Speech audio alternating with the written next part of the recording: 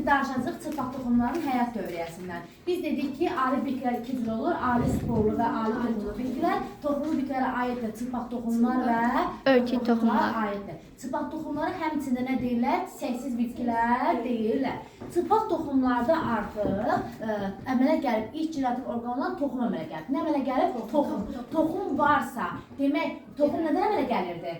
Yumurtacıqdan. Demək toxum varsa, demək nə var? Yumurtacıq əmələ gəlir. Amma meyvə yoxdur. Demək nə yoxdur? Yumurtalıq yoxdur. Yumurtacıq da biz nə deyirdik? Yumurtalığın daxilində yerləşir. Burada da daxilində yox. Çılpaq şəkildə yerləşdirə görə biz nə deyirik buna? Çılpaq toxumlar. Adı yəni buradan götürüb. Çılpaq toxumlar olur. Demək toxum varsa hansı kök olacaq? Əsas kök. Çünki toxumdan düzəldik ki biz nə deyirdik? Əsas kök deyildi. Tamam. Bunlarda toxum var. Demək yumurtacıq var. Burada nə var? Tozcuq borusu əmələ gəlmişdir. Demək çılpaq toxumlara nə yarandı? Tozcuq borusu, yumurtacıq, toxum, əsas kök bunlarda yaranmışdır. Uşaqlar, çılpaq toxumlu bitkilərin bir şam ağacı görəndə onun üzərində müxtəlif rəngli qozalar görə bilərik. Erkək qozaların yalnız bir dənə rəngi var. O da nə rəngdə olur? Sarımtıl, yaşıl rəngdə. Nə rəngdə olur?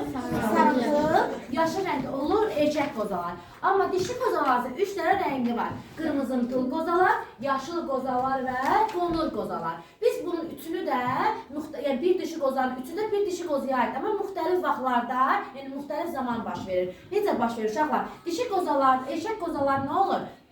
Üzərində olur tozcuqlar. Nə olur? Tozcuqlar. Erkək qozanın üzərində olur bu tozcuq. Bu erkək qozanın tozcuq, yəni erkək qozadır. Erkək qozanın içərisində olur 2 dənə tozcuq hissəsi. Nə olur? 2 dənə tozcuq hissəsi. Hər tozcuq hissəsinin içərisində yüzlərlə olur tozcuq. Nə olur? Yüzlərlə olur tozcuq. Sən bu sayını verəcək 100 tozcuq, 200 tozcuq, özü verəcək. Və hər bir bu tozcuğun özünü isə 2 dənə küləklə yayılmağa kömək edən hava qanatçığı olur. Yəni gəlir biz keçmişdik, demişdim mən qanatçılarla yayılma deyəndə, bəli, meyvələrin qanatçılarla yayılmasıydı.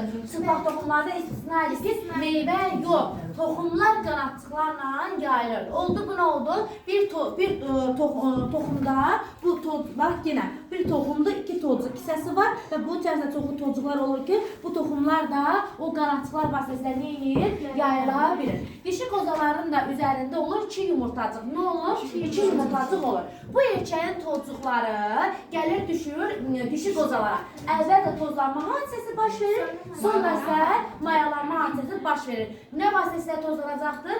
Küləklə. Küləklə. Çılpaq toxumlarda küləklə tozlanma hadisəsi baş verir. Tozlanma sonra mayalanma hadisəsi baş verir. Və mayalanmada bir sperm, buna sperm deyilir. Niyə? Qançı yoxdur. Bəli, bir sperm ilə dişilərdə bu yumurtacığın da daxil olur, yumurta ceylə. Bir yumurta ceylə birləşir, mayalanma hadisəsi baş verir, əmələ gəlir zigot. Zigot da düzəlir, bəli, toxumun əmələ gəlməsi işlək eləcək. Bunlarda endosperm var, amma endosperm mayalanmanın məhsulu deyil. Örtü toxumda demişdik, ensperm üstəgəl, en yumurta ceylə. Bu zigot var, amma ensperm üstəgəl 2 mərkəzi ceylə bərabər 3 endosperm alınmayacaq. Çünki endosperm mayalanmanın məhsulu deyil, ona görə də endosperm xromosom dəstinə olacaq, en xromosom dəstinə malik olacaqdır. Burada toxum var, toxum var, amma yumurtacıq var, toxum var. Toxumda ləpə yarpağı var, amma toxumun ləpə yarpağının sayı nə qədərdir? 6 dənə. Örtülü toxumlarda, yəni səhli bitkilərdə demişik, ya bir ləpəli olur, ya şəkəli olur. Amma bu çılpaq toxumlarda nə olacaq? 6 ləpə yarpağı olacaqdır. Oldu. Demək nə oldu? Erkək qozalar sarımtıl yaşıl oldu, dişi qozalar qırmızı oldu. Tozlanma sonra mayalama baş verirsə, olur qoza yaşıl rəngdə, artıq həmən qoza yetişəndə olur qonur rəngdə. Oldu. Demək, o 2 yumurtacıq qırmızımtıl qozanın üzərindəydi. Tozlanma baş verir, sonra mayalama baş verir. O qoza olur yaşıl rəngdə, sonra yetişmiş qoza olur qonur rəngdə. Oldu.